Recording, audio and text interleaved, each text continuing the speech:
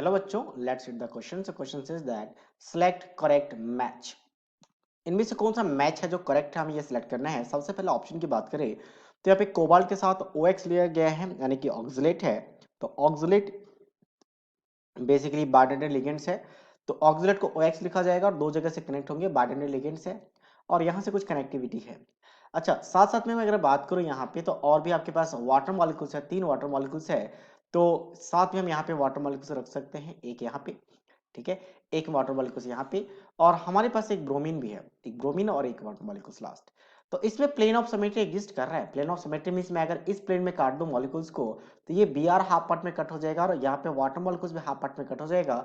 तो exactly plane of symmetry exist कर रहा है और प्लेन ऑफ सिमेट्री हो तो फिर आपके पास ये क्या होगा, ऑप्टिकल आइसोमर शो नहीं करेगा। मतलब पहला वाला ऑप्शन जो है वो रॉन्ग है, यानी ऑप्टिकल आइसोमर शो नहीं करेगा, प्लेन ऑफ सिमेट्री एग्जिस्ट कर रहा है। तो हमें देखना है कि प्लेन ऑफ सिमेट्री है या नहीं है, ऑप्टिकल आइसोमर चेक करने के लिए। नेक्स्ट क्रोमियम के साथ HCN है और यहाँ पे वाटर है, यहाँ पे EN है, मतलब इथाइलिन डाइमीन है, यहाँ पे ऑक्सलेट है। अब आयनाइजेशन स्पेयर का मतलब होता है, अब आयनाइजेशन स्पेयर का मतलब होता है आयनाइजेशन एसोमर का, कि यहाँ पे जो आयनाइजेशन स्पेयर में जो भी आयंस है उसके साथ अंदर में जो भी आयंस होंगे, आयंस होने चाहिए, न्यूट्रल मॉलिक्यूल्स नहीं। जैसे कि पास वाटर और EN होता है आपका इथाइलिन डायमीन, जो कि न्यूट्रल होता है। तो न्यूट्रल के साथ हम एक्सचेंज नहीं कर सकता, हमें कोई आयन चाहिए। तो आयन के लिए बस हमारे पास एक ही है, HCN। बट HCN कैसा है, ये मोनोडेंटेंट है और ये बाइडेंटेंट है। तो ये याद रहे कि डेंटिसिटी चेंज नहीं होनी चाहिए। अगर मैं C2O4 को अंदर लेके जाता हूं तो यहाँ पे क्या होगा, डेंटिसिटी चेंज हो जाएगी। यहाँ पे अगर C2O4 ऑक्सलेट अंदर आ जाएगा इंस्टेंट ऑफ HCN, और साथ में वाटर मॉलिक्यूल्स को हम एज इट इज रखेंगे और EN को भी एज इट इज रखेंगे, क्योंकि आपका coordination number sorry neutral molecules कभी भी स्फीयर के बाहर नहीं जाना चाहिए। तो यहाँ पे हम लिखेंगे HCN। चार्ज बाई तो वायलेंस हो जाता है, उसको सोचने की जरूरत नहीं है। बट यहाँ पे कोऑर्डिनेशन नंबर की बात करें तो ऑक्सलेट बाइडेंटेट है तो 2 आ गया, वाटर मॉलिक्यूल्स मोनोडेंटेट है 3 हो जाएगा, और यहाँ पे आपका EN बाइडेंटेट है तो 2 हो जाएगा। तो टोटल कितना हो जाएगा, 7 है। बट इनिशियली 6 था, 2 एंड 3 5 और 1 6, जो कि पॉसिबल नहीं है। इसका मतलब ये आपका आयनाइजेशन आइसोमर भी शो नहीं करेगा। नेक्स्ट है ज्योमेट्रिकल आइसोमर। अगर मैं जिंक की बात करूं तो जिंक के अगर इलेक्ट्रॉनिक कॉन्फ़िगरेशन निकाल लेते हैं इसका, तो उसके लिए सबसे पहले मुझे क्या करना पड़ेगा, ऑक्सीडेशन स्टेट निकालना पड़ेगा।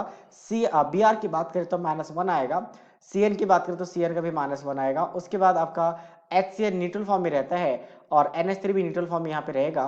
तो यहाँ से जिंक का ऑक्सीडेशन स्टेट क्या आ रहा है, आपका +2 आ रहा है, ठीक है। वैसे HCN तो नेगेटिव फॉर्म में भी रहता है, बट फिलहाल न्यूट्रल लेना पड़ेगा यहाँ पे। तो जिंक का ऑक्सीडेशन स्टेट +2 है और जिंक का एटॉमिक नंबर की बात करें 30 होता है। इसका इलेक्ट्रॉनिक कॉन्फ़िगरेशन आर्गन के बाद followed by 3d10 and 4s2 होता है। अगर मैं जिंक +2 की बात कर रहा हूँ तो दैट मीन्स 2 इलेक्ट्रॉन का रिमूवल होगा, तो यहाँ पे बचेगा 3d10। तो 3d10 पूरा का पूरा फुल है, तो इसलिए मुझे 4s ऑर्बिटल और 4p ऑर्बिटल यूज करना पड़ेगा। और 4s ऑर्बिटल 4p ऑर्बिटल कभी भी यूज हो तो sp3 हाइब्रिडाइजेशन होता है। और sp3 कैसा होता है, आपका टेट्राहाइड्रल। अगर टेट्रा हाइड्रॉल है तो इसका मतलब मेटल के साथ जो 4 लिगेंड्स हो गए, मैं ऐसा लिख देता हूं L1 L2 L3 और L4।